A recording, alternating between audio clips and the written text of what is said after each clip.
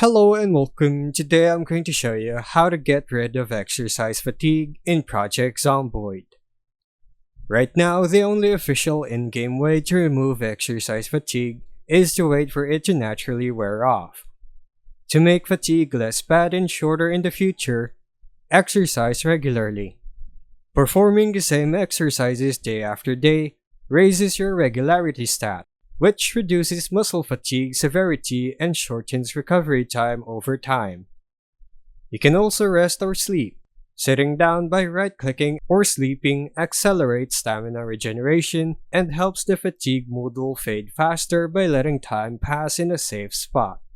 Or in worst cases, if it's very bad and you really need that leg working, take painkillers or drink a bit of alcohol to numb the pain. This, however, is only a temporary solution, and the fatigue's effects would return once the meds or alcohol wear off. And that's how you get rid of exercise fatigue in Project Zomboid. Thanks for watching.